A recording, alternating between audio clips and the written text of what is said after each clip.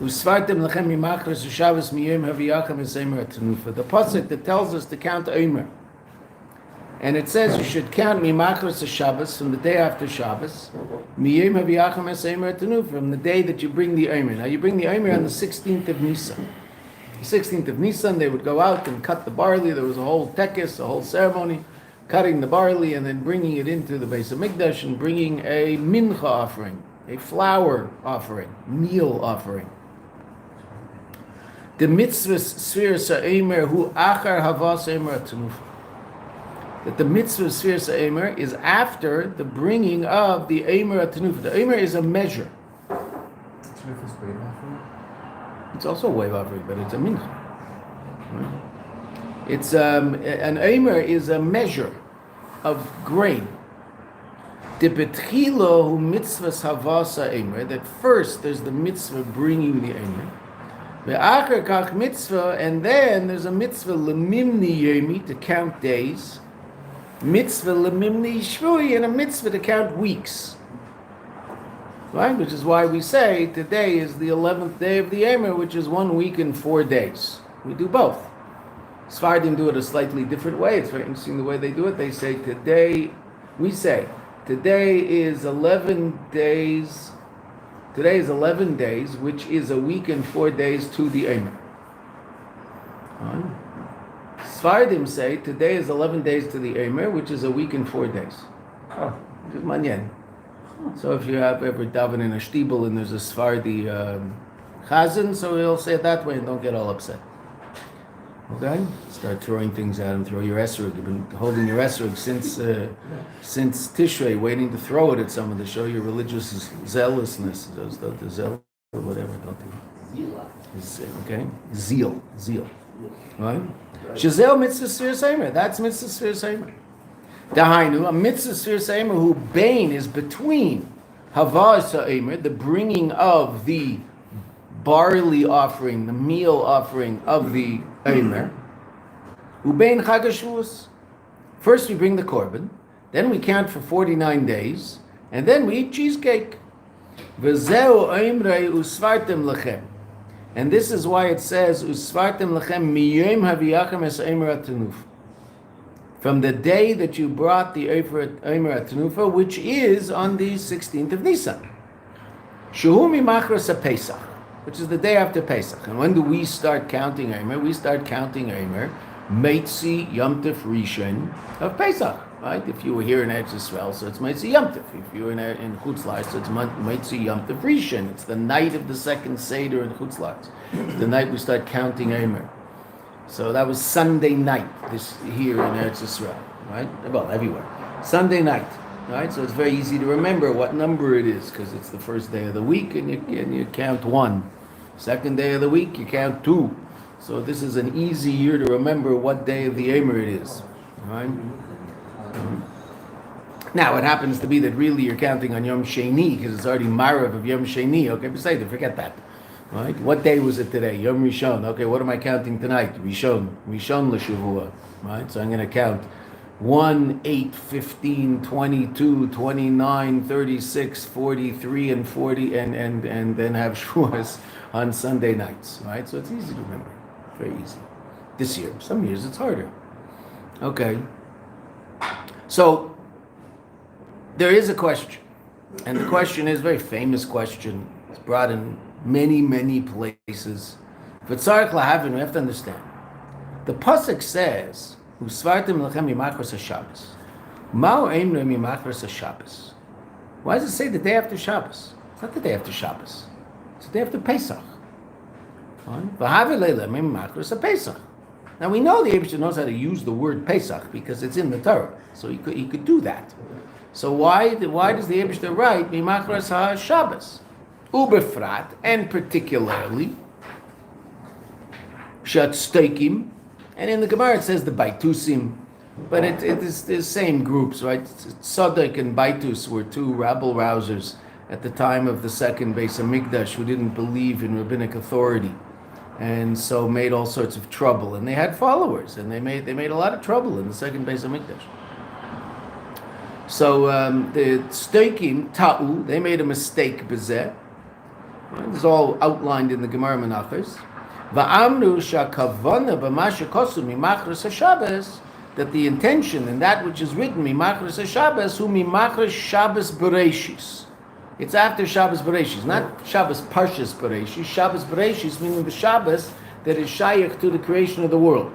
In other words, when is it that you're supposed to start counting? So according to the Tzteikim, you would always start counting after Shabbos Chol HaMoed Pesach. Motzei Shabbos. Right? So now this year you'd have a trouble. There is no Shabbos Chol HaMoed Pesach. But this year that means they would have started counting Shvi Shel Pesach. They'd be a full week behind us this year. Right? Because we started Sunday night. We got to number 7 and they're at number 1. Right? That's how they say. And that now what's the difference? What difference does it make? So they're wrong. But there's a pretty major difference. Shavuos. When the Shavuos fall out. Shavuos doesn't have a date. Shavuos falls out on the 50th day of the Eimer, which can be the 5th of Sivan, the 6th of Sivan, or the 7th of Sivan, depending on whether Iyar and Nisan are Malay or Chaser. That happens to be Nisan's Malay. Nisan's a full month, a 30-day month every year, and Iyar is a 29-day month every year. Right? So by us, Shavuos always falls out on the 6th of Sivan. Right? But if both were full months, so then you would only hit the 5th of Sivan on the 50th day. And if they were both 29-day months, so you'd hit the 7th of Sivan on the 50th day. Okay? So Shavuos doesn't have a day, which is interesting. So it happens, I mean, obviously it happens, I mean, it's rather important, the connection between the two, but nowhere in the Torah does the Torah talk about Shavuos connection, this connection of Shavuos to Matan Torah. Shavuos has nothing to do with Matan Torah in the Torah. Shavuos is Chag HaBikurim, right? Doesn't mention anything about Matan Torah. Right? So it happens to be that Matan Torah was on Shavuos according to the way our calendar works. It doesn't have to fall out on Shavuos. It could fall out on the 5th of Sivan, theoretically, or the 7th if you called one day. So the Tzteikim would fight in the Beis HaMikdash every year to bring the korbanos of Shavuos on whatever day they felt Shavuos was, which was different than what rabbinical authorities said Shavuos was. Right? So this year they would have been bringing their korban on the 12th of Sivan. Didn't they have majority control in the second Beis HaMikdash? At a certain point, they were very powerful. Wouldn't that have meant that they would have chosen Shavuos for their time? No, but there were still people fighting them. They ended up agreeing with the rabbinical authority. The Gemara in Menachos explains the whole thing. They ended up agreeing. They were shown clear rayas, but it was a big mess. So the Rebbe could have done away with that mess just by saying Mimachros HaPesach instead of saying Mimachros HaShabbos. Right? Ad, to such an extent was there confusion. Shitzrichu lisvakeach imam, they had to argue with them with lahavi rayos and to bring proofs shekavani mimachros haPesach, which ultimately they accepted, but it took a while. But tzarich lahavin, we have to understand the lechura have leilemer beferish could have said explicitly mimachros haPesach, umar imre mimachros haShabbos. Okay. Now that is the question that the Rebbe asks in the beginning of the Maimer, so that's clearly the question of the Maimer. And everything else in the Maimer is going to somehow teach us information that will be necessary to answer that question. That doesn't mean that everything we learn in the Maimer is going to be directly connected to that question, right? We've learned my Maimer before. But we just finished the first paragraph in the Maimer, and there's one question in the first paragraph of the Maimer, and what's that? Why does it say Mimachros HaShabbos and not Mimachros HaPesach? That's the question. Okay. V'yuven zeh ba'akdim. Right? This can be understood by first understanding Tchilo, Inyan Sfiras Eimer B'chlal, the whole Inyan of Sfiras Eimer in general. Dehine. And now Sfiras Eimer has two parts. Only one, which we do today. But the two parts are bring your korban and then counting. Right? And we'll see later that because of that, there's a disagreement amongst the Rishonim as to whether or not Sfiras Eimer is the Rais or the Rabbanan now, because it might be according to Tosfos if you don't bring the korban, there's no chiyuv the Rais or the count. count after you bring the korban. We didn't bring the korban, so we have no chiyuv to count. Deraisa, the Rabbanan. The Rambam holds as deraisa. Then there's a third position, Rabbeinu Yerucham, which we'll see in the Maimer, which is really quite established.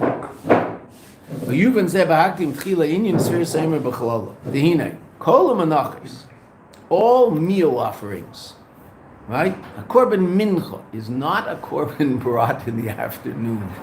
That's what most people think at the beginning of their journey in Judaism. Oh, they see korban mincha, it must be a korban that's brought when we daven mincha, right? No. The word mincha relative to time of davening is because the sun is setting, right? The sun is resting, right? Nach. The word mincha relative to a korban means a meal offering. Why dafka mincha? I don't know. That's an interesting question, but we're not going to answer it now because I don't know the answer, right? So I could pretend I do, and I just don't want to take the time to answer it now, but I'm not going to do that. I don't know why. Why is a meal offering called a korban mincha as opposed to anything else? Okay, it is. So korban mincha is an offering brought from generally wheat. There are two exceptions, which we'll see. Right? Tehine, kol manachos baris min achitin. This is a Mishnah at the beginning of Sotah. Not quite the beginning, we haven't reached it yet, but it's a couple of pages. What's all? No, I just started stuff about this, I'm sorry. Right? Kol menachos baris min achitin. All menachos come from Chitin. Vazu, and this, minchas kenois, the mincha of kenois, this is the Mishnah. The mincha of jealousy, which is the minchas Sotah, the suspected adulteress. Minchas ha'emer, and the minchas ha'emer, minasarin, they come from barley. Now the obvious question is, why in the world does the minchas ha'emer come from barley? We know why minchas Sotah comes from barley. The Gemara explains, the Mishnah explains, which we'll see in a minute, right? But what's that got to do with the mincha of emer? Vine, hatam masha minchas kanais. Kanais means jealousy, and that means the Sotah, the woman whose husband is jealous of her improper behavior. I mean, she's definitely behaving improperly by being seen in unusual circumstances with a man who's not her husband. Vine, hatam masha minchas kanais mishuna is different. Mikola manachos. Shabami Michael Behema, that it comes from animal food. That's the difference between barley and wheat. Wheat is gematria chaf beis oisius shaykh to seichel, as we'll see. Bechlal dagan, grain is shaykh to seichel, right, which will come up in the Maimer in an important way. Mikol Shabami Michael Behema Isal Zeb Mishnah. The Mishnah itself, the same Mishnah, says what? Just like her deeds were animalistic deeds, kach korbana Michael Behema, so too her korban, the korban she has to bring, is from animal food. She acted like an animal, so she brings animal food. Shezeu tamal minchas kanais. This makes sense regarding minchas kanais. That's the reason. Aval minchas ha'emer. Regarding minchas ha'emer, tzarich lahavin lama nishtana mikol manachos. Why is it different than all of the other meal offering? Shabami Sarim Davka, that comes from barley. V'yadua tamalza. The Rebbe does not leave you hanging with this question. The second question we asked, the Rebbe is going to answer it right away. V'yadua tamalza, and this is in line with the sikha that we learned about matzah and yayin, which is generally the way Chassidus understands Yetzias Mitzrayim. The Yetzias Mitzrayim was all revelation from above with very little avodah from below. We're going to see that again here. V'yadua hatam al zeh, dehine, b'yem aleph de Pesach, the first day of Pesach, isarusa de la'ela mitzad atzma. There was an arousal from above, isarusa de la'ela. Oh, we used to have markers on that table. Is there a marker underneath? I've got there's no more air. I've got some of we grabbed. No, I'm safe. I was just going to write down Isarusa de La'ela, but I'm not going to. Maybe if we move the table over here, the markers will show up on the table again. You think that'll happen? Isarusa de La'or. De La'ela, above. Arurut milamaila. I'll write it on the board when I get something to write with. Pesach was all an arousal from above. The Zeo Dechsiv, and interesting enough, the pasuk which we saw in the Sikh and before Pesach. The Zeo Dechsiv B'tziach es Am Hazeh miMitzrayim. When I take you out from, when I take out this people from, when you take out this people from, I'm sorry, yes, you, Moshe. Kadosh Baruch is talking to Moshe. When you take these people out from Mitzrayim, Tavdun es Elokim al Har Zeh, they will serve God on this mountain. Right? And what does that mean? That means at the time of Pesach itself, there was no merit for the Jewish people, because this statement of Kadosh Baruch Hu to Moshe is the response to Moshe's question: why do they deserve to go out?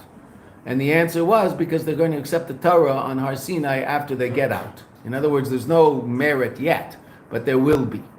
That's how Rashi understands that pasuk. So what's the Rishi Tevos Mem Tzadi Ayin mean? Mitzad atzma. Okay. Coming from itself. Okay? Hainu. What does that mean?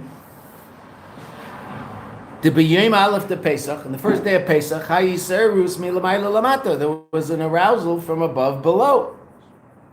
Oh, now an amazing pasuk. Pashut amazing pasuk. Shiur. The Rebbe has a mimer with this Hebrew Maschil. There's two maimarim. We said in Tafshin Chai, there's two maimarim about Surah Semer. One's called Lavi Ninyan Surah Semer. The other's called Mashcheni, which is this pasuk. Right? The Rebbe Shab's maimer and Tafresh Nun Hey is called Mashcheni on this pasuk. Friedrich Rebbe Tafshin Aleph, I'm not sure. Taka might be Mashcheni. I don't remember. I think it is. I'm not sure. Okay. So don't put your house up on that one. But the Rebbe has a Maimer Mashcheni and the Rebbe Shab has a Maimer Mashcheni. Pasuk in Shiur. Mashcheni, pull me, draw me. In this country, if you go to a door and it means pull, it says on the door Mashoch. That means pull. The Chof means push. Doors into big buildings have written on it whether you're supposed to push or pull. Right on the handle, there's always push or pull. Well, in this country, it doesn't say push or pull, because that's not going to help a lot of people in this country. It says mashoch, pull, or the chof, push. Right? Sometimes people don't push in this country. Sometimes they pull. Sometimes they push. Yeah? Okay. So the pasuk, mashcheni, means pull me, schlep me. Acharecha narutza, after you, we will run. What grammatical problem did we just run into? Singular to plural. Haviani amelech hadarav, back to singular. The king will bring me into his chambers. Draw me. Acharecha narutza, after you, we will run. Haviani amelech hadarav, the king will bring me into his chambers. In different maimarim, the third part of the pasuk is explained, not in this maimer. Right? In this maimer, it's not explained. Okay, so you're not going to get an explanation of why we go back to singular at the end of the pasuk. The Rebbe deals with the first two parts because that's shaykh to the time periods that we're talking about. Why? Let's see. The mashcheni, what's mashcheni? Pull me, kaya legiluyim v'yetzias Mitzrayim. That relates to the revelations of Yetzias Mitzrayim. Pull me, schlep me, elevate me. It's all you doing this. Shahaya b'derech isarusa de la'ela. It was all an arousal from above. Shenigla aleihem melech malchei amlochim. That he revealed himself to them. He appeared to them. Melech malchei amlochim, the King of Kings. The mitzad atzmam, that in terms of themselves, hayu mishukoyim b'memtes shari tuma. They were sunk in the 49 gates of Tuma. Elo abad shenigla leim. HaKadosh Baruch Hu revealed himself and schlepped them out. V'zeu mashcheni, pull me, schlep me, milamayla lamata, from above below. Meaning HaKadosh Baruch Hu is schlepping us out of the butts.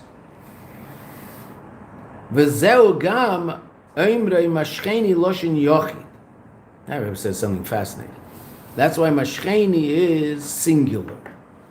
Liyos, shagilui shelamayla pa'al hazoza because the revelation from above, Pa'al Hazoza, brought about movement, Rak B'Nefesh Elokis, only in the godly soul.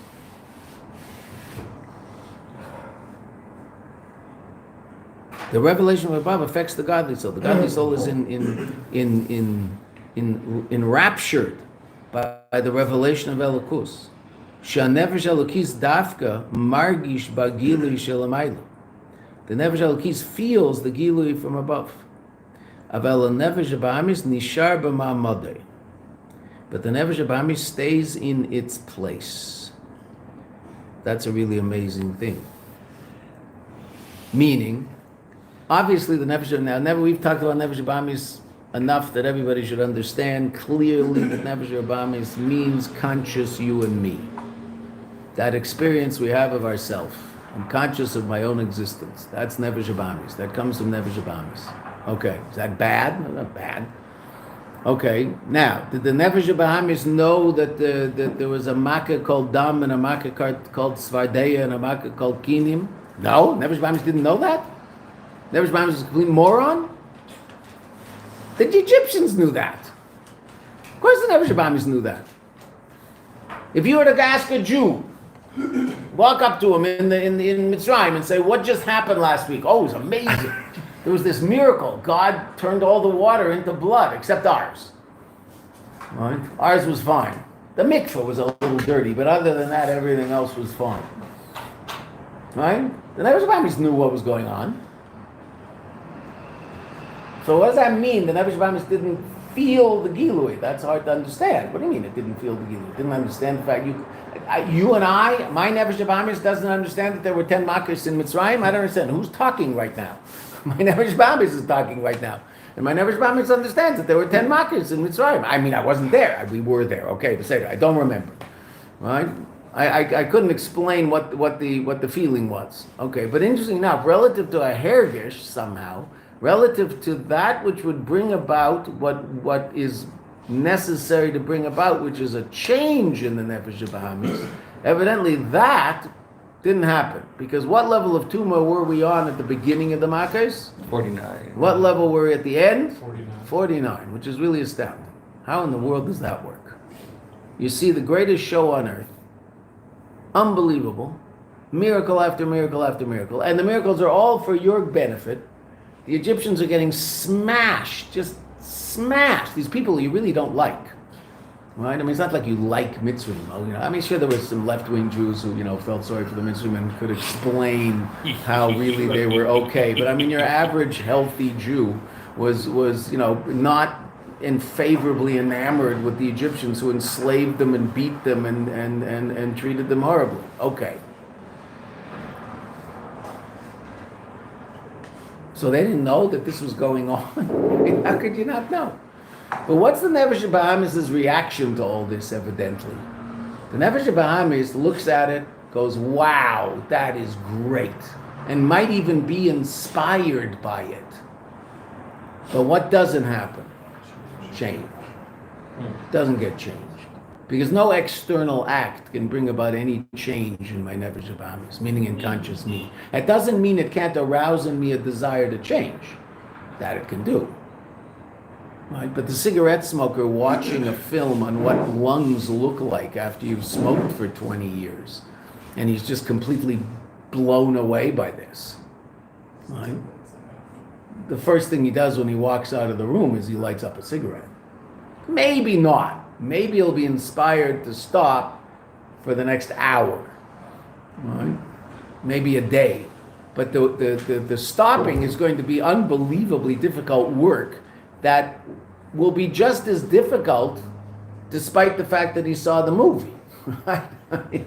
The movie might inspire him to do all the hard work that he has to do. That might happen. But it might not. Right? And we've all experienced that enough in our lives to be annoyed at ourselves that we don't have to talk about it too much. Okay. So change only happens from the bottom up, not from the top down. And we're all waiting for HaKadosh Baruch Hu to change. Now that doesn't mean that we don't ask HaKadosh Baruch Hu for help. We ask HaKadosh Baruch Hu for help. We say it every day, right? Help us out. That being said, if we want to get rid of a taiva, so we have to get rid of the taiva ourselves. And that's the work on the Nefesh Abamis. So Mashcheni is singular because the Nefesh Elokis was incredibly affected by all of these revelations because the Nefesh Elokis felt at home. And the Nefesh Abamis, that doesn't mean the Nefesh Abamis wasn't talking about it in the mikveh and saying, wow, that dever was really cool. I mean, that was really wild. I mean, did you see them dropping like flies over there? Wow. Okay. The guy who beat me, I was so happy. One of the guys who beat me while I was working in the field, I saw him walking along. All of a sudden, he turned purple and dropped dead. Right? Oh yeah, good. That's nice. Yeah, I said l'chaim. Okay, fine. But real change didn't happen. Meaning we were still connected to Mitzrayim, still involved in Mitzrayim. Still adds the next line, and the Maimer is going to say, "Ki barach ha'am." We had to flee from Mitzrayim, had to flee from something which obviously had a certain amount of control over us. Because the Nefesh Bahamis only changes when the change happens from the inside out and not from the outside in. Inspiration is beautiful and amazing and incredible, but it doesn't bring about change. It might inspire me to change, but then I have to do all the hard work to change. And the work might be a little easier at the beginning when I'm inspired. That's true. But it's still hard. At some point, it's going to become hard work, right? There's people always say, well, I don't make achlotas because I never keep them. Okay, stupid thing is that, right? If you're bringing them, you're in a state of inspiration, so you make achlota. Well, no, I don't because I don't keep them. Well, of course you don't keep them because you want the inspiration to last, and as soon as the inspiration disappears, so then the achlota disappears. But that's not why we make achlota in a farbrengen. We make achlota in a farbrengen because in the inspired state, I challenge myself to do something. And then I have to do the hard work to do it, and that hard work's going to start in a day, 2 days, a week, whenever the hard work starts. For a while, the glow of the inspiration will still be there. Not that inspiration is a bad thing, but you can't become. I mean, the line used to be. I haven't heard it for years in this city, but the line used to be in this city about people who are ore junkies. They're hooked on ore. They just want spiritual enlightenment all the time. Just love the ore. Okay, but what about when there's no ore? Where are you? What are you doing? How are you acting? Nice people are nice even on a bad day. Everybody's nice when they're feeling good. Genghis Khan was the life of the party when he felt like it. On a bad day, he'd just, cut off your head and feed it to his dog. Right? He wasn't a very nice person, evidently. I don't know. That's what they say about him. He's always sort of when I grew up, he was the prototype of the nasty tyrant. I don't know what the guy did exactly. Genghis Khan, okay. Some Mongol, right? Wasn't he a Mongol? And he, went through all sorts of places. He probably was not such a bad guy, and he just beat the guys who wrote the book didn't want to lose. I don't know. But he was not considered a good guy, right? Okay. But was he nice to some people at some time? Yeah, for sure. He wasn't always nasty. Nice people are nice even when they have a headache and everything's been going wrong all day. If they encounter a person, they treat them nicely, treat them with respect. That's a nice person. Everybody's nice when they're in a good mood.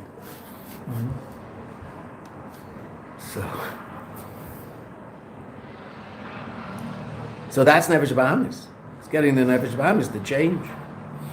So interesting enough, the Nefesh Bahamis didn't change.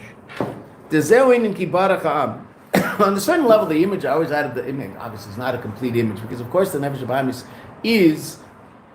can get excited by the Makkos, for sure. Right? But that being said, it didn't bring about a lasting change. It's as if there's a certain aspect of the Nefesh Bahamis that's just watching it all and saying to itself, "Don't worry, this will pass. All this excitement, it'll pass, and we'll get our way in another hour, day, week. Don't worry.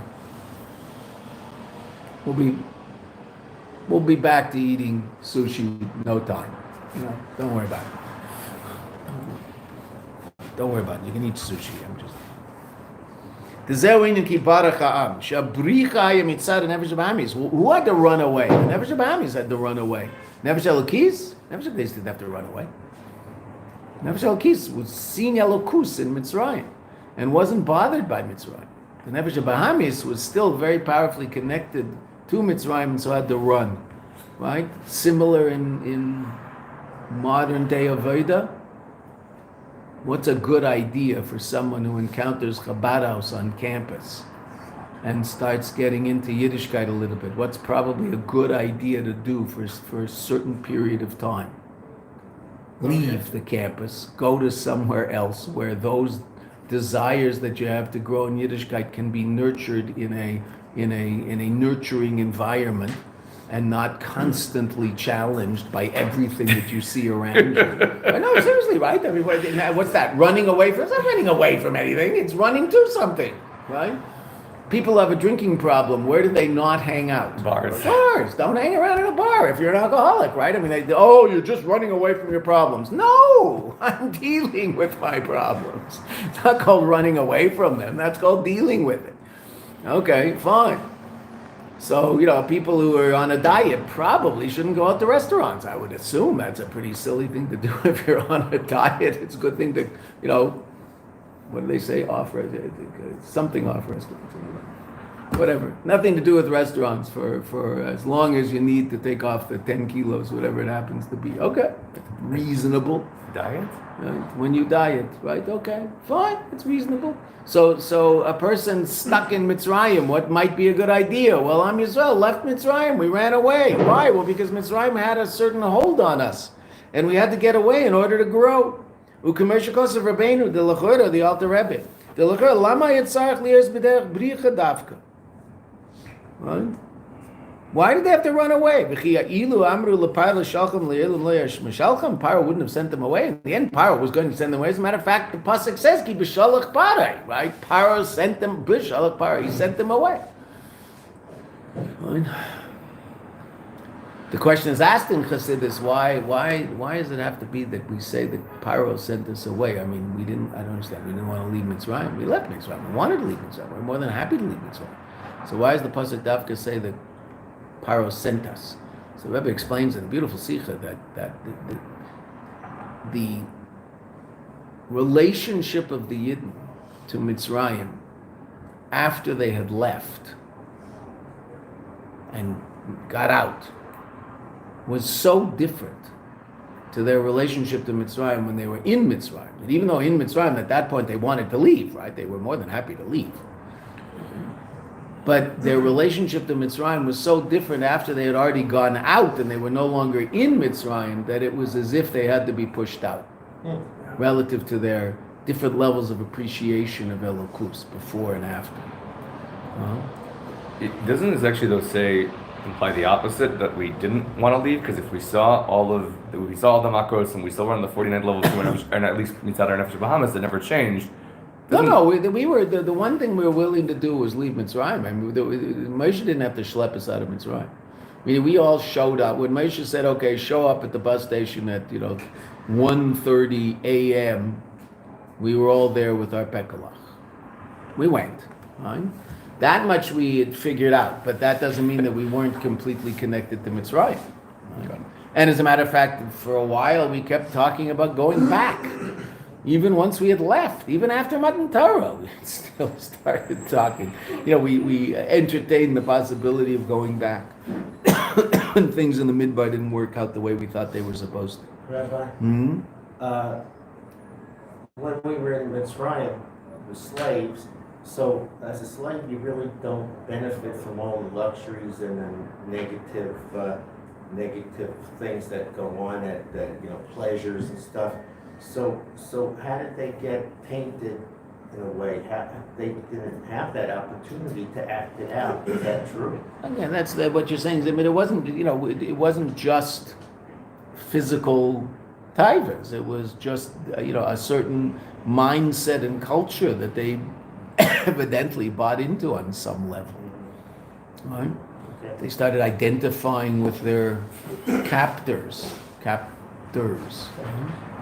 Which is, what do they call it? The Swedish something? Stockholm syndrome, right? Swedish, Stockholm syndrome.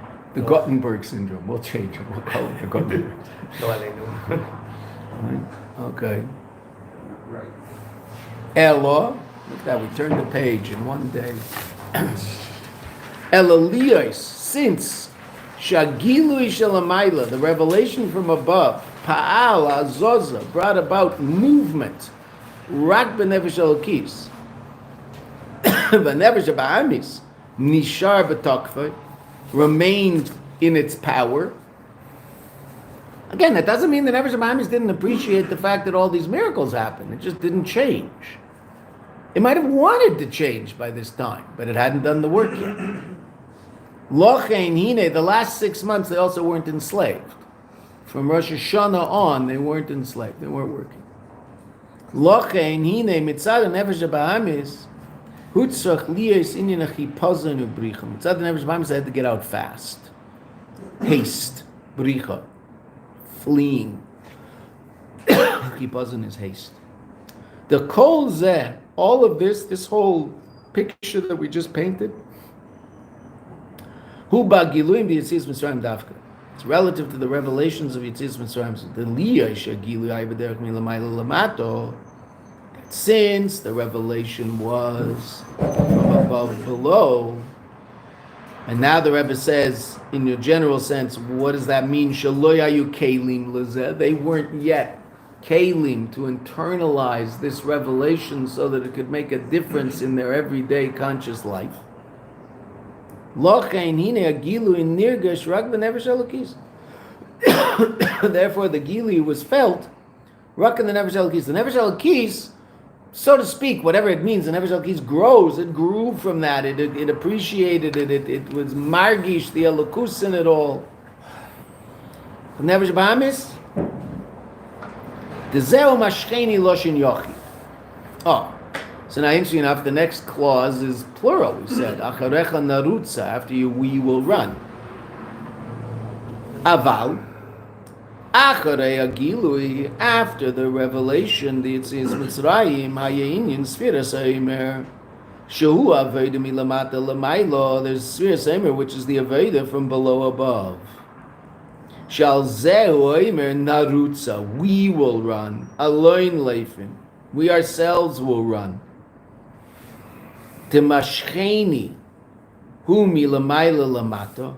Mashcheni is from above below. Pull me, schlep me, draw me. Aval narutza hu alain leifen. We ourselves will run. Hainu aveda b'derech milamata lamayla, the aveda from below above. And if the aveda is from below above, by definition, that means the aveda is with the nefesh ba'amis, because the nefesh ba'amis is the conscious reality of below. Uli yeshu aveda milamata lamayla, and since it's an aveda from below above, means you and I bringing about changes in ourselves. Lochein hu shayach gam lenefesh ba'amis. Therefore, it's relevant also to the nefesh ba'amis. And that's why it says we will run Lashon Rabim. Who's the we? The Nefesh Elokis and the Nefesh Ba'amis. Mashcheni is draw me, one part of me, my Nefesh Elokis. Acharecha narutza, after you we will run. That's that we, the Nefesh Ba'amis and the Nefesh Elokis, together will run towards the Eibishter. And then, interestingly enough, Heviani Melech Hadarav, obviously, when's that going to be? When is the king going to bring us into his chamber? If Acharecha Narutz is going to be Sfiras Aimer after Pesach. So what's Heviani Melech Hadarav? He brought us into his chambers. Shavuos, Matan Torah. Right? Now, that's singular again. Different explanations for why it's singular. Simple pshat is Nefesh Ba'amis and Nefesh Elokis are one. The Rebbe doesn't talk about it in this manner. L'cheinu shayach gam lenefesh ba'amis zeu omri narutz loshin rabim shezeh poel azoz gam b'nefesh ba'amis. Who's we, the nefesh elokis and the nefesh ba'amis. V'zeu gam kein omri narutz. Also, it's interesting. It doesn't say we will go. It says we will run. Narutz loshin merutza, running. The liyah shaveda he, that since the aveda is gam mitzad nefesh ba'amis, also mitzad the nefesh ba'amis, locheinu derech merutzo, therefore it's running. That's the nature of the nefesh ba'amis. Liyah is The Rebbe says it, and then we can talk about it. Liyosh, Nefesh Bahamis.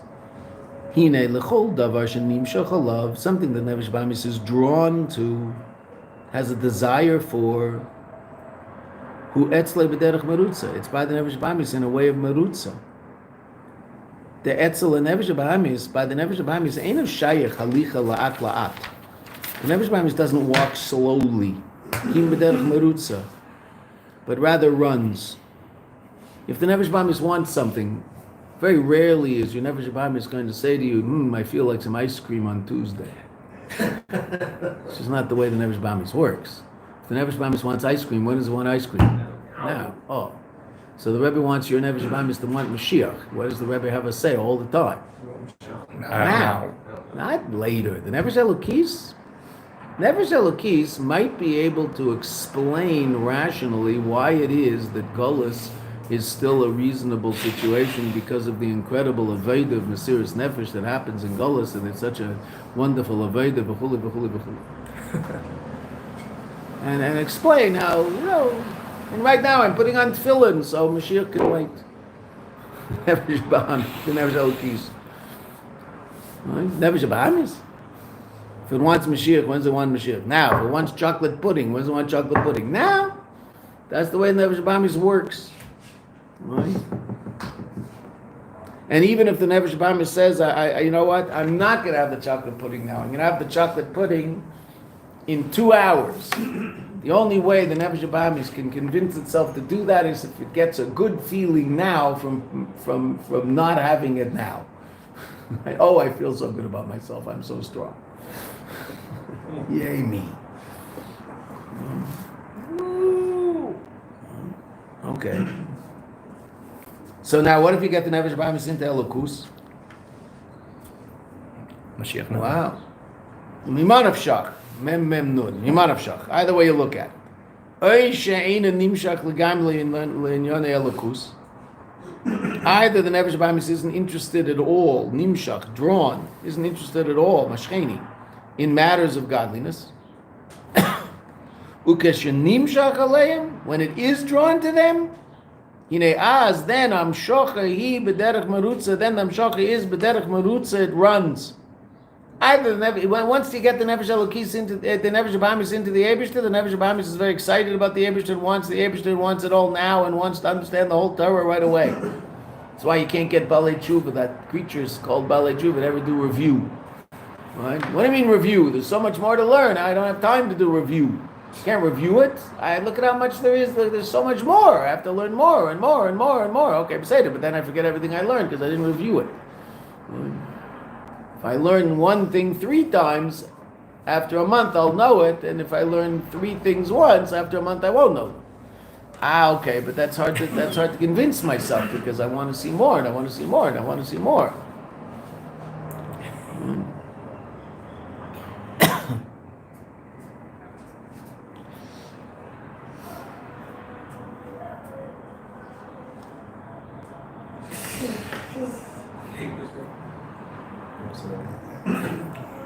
Val Yadei, now the Rebbe says an amazing thing. Let's see if we can finish the paragraph before 8:30.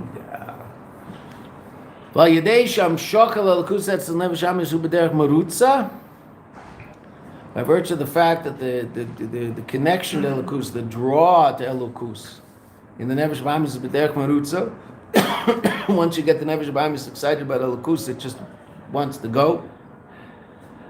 Hine al yedei zeh hu peil inyan merutza gam b'nefesh Elokis.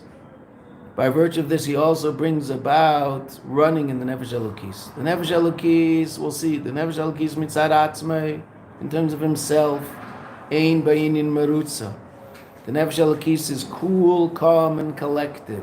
The Nefesh Elokis is etzem, expresses himself through intellect. Yes, he has midas, but the essential expression of the Nefesh Elokis is intellect. He's cool, calm, and collected. Nefesh Elokis likes to have everything explained and in order, and it all makes sense, and I've got it, and even the stuff that doesn't make sense, it makes sense that it doesn't make sense, and I know where it fits. Nefesh Elokis. Everything's calm, and everything's cool, never gets too excited about anything. Nefesh Bahamis is like an animal, right? It's very excited. It's a human and an animal. Humans tend to be, humans when they're acting like humans tend to be rather calm, right? Certainly relative to animals. Animals might be lazy, depends on the animal, right? But lions tend to be pretty lazy. Okay, but once they get into their hunt mode, so they're anything but lazy, right? They're like into it completely. Dogs, always the best example, right? When you come home to your dog, so your wife says hello and your dog goes meshuga. That's why people don't divorce their dogs.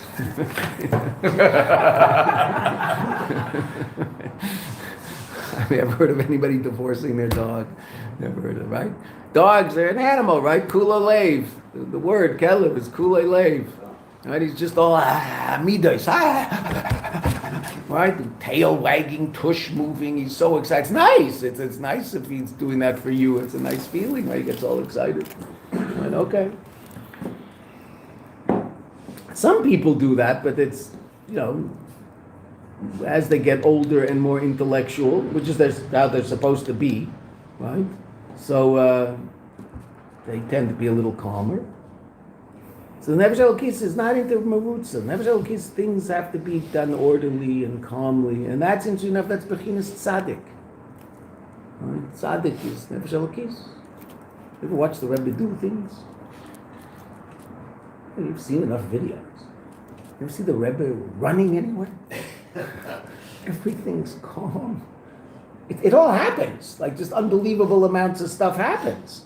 Right? So the Rebbe doesn't saunter into 7-7. He walks quickly into 7-7. He doesn't run into 7-7. That's just not Shiur. Right? He just walks at a good pace. Right? Very rarely does the Rebbe show, extreme emotion. Right? Now and then in Farbrengens, in order to get us to sim the niggin with a lot more fervor, the Rebbe will, sometimes even stand up. Right? But generally, pretty calm. The way the Rebbe davens, he barely moves a muscle.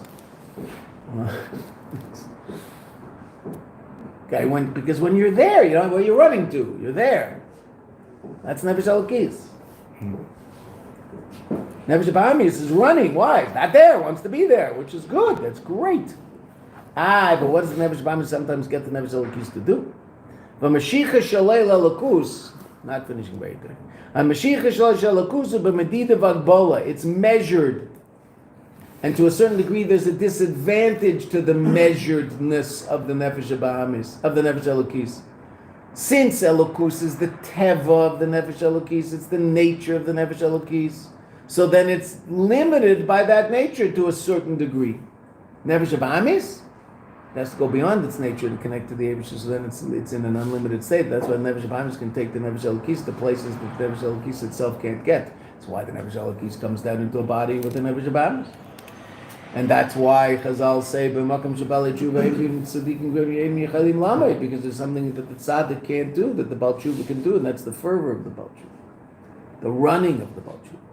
Aval yedei Nefesh Bahamis, by virtue of the Nefesh Bahamis, misvase bei, it's increased in it, in the Nefesh Elokis, tesefes or, greater light, shenase bei inyan merutza, l'mayil mimedida v'agbola, beyond its natural state of limitation.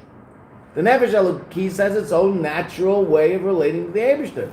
But when it encounters the Nefesh Bahamis, it can be taken out of that comfortable place into a whole new expression of Aveda, which is a lot more energetic. That's why it says both. Meaning even the Nefesh Elokis runs. Meila the Nefesh Bahamis has to run. That we get. But even the Nefesh Elokis runs. The klolus inyan the nerutza, this basic idea of nerutza kayal aveda the sphere seimer, that's sphere seimer. Mashcheni, that's Yitzias Mitzrayim. Acharecha nerutza, after you we will run, that's the Nefesh Bahamis working on itself to run towards the Kadosh Baruch Hu, and while it's running, it's schlepping the Nefesh Elokis with it. And the third level, V'zeu Achana, and this is all a preparation to Levani HaMelech HaDarav, that the king will bring me into his chambers. I need the Matan Torah, and that's Matan Torah. Pesach, Sfiras Eimer, Matan Torah. That's the pasuk. Mashcheni, Acharecha Narutza, Heviani Amelech Adarav. The king will bring me into his chambers. Shal Yedei Aveda, Sfiras Eimer, B'derech Milamata Lamaylo. That through the Aveda of Sfiras Eimer, which the Rebbe is going to talk about, Nase Achana Lamatan Torah. That's the preparation for Matan Torah. Now the Rebbe is going to talk about what that preparation is and how it works out. And he's going to explain one midah of Sfiras Eimer. He's going to go through the midah of Chesed 7 times. Chesed, worship of Chesed, worship of Chesed. Okay. Rabbi, Yeah. I didn't even ask the question yet, you're yawning. I'm yawning because I got up early today for the first time in 3 weeks. That's not true. Shabbos before Pesach, we also hold. Rabbi, Nice to see you. Oh, we can turn this off now. Thank you. Is it possible to interpret that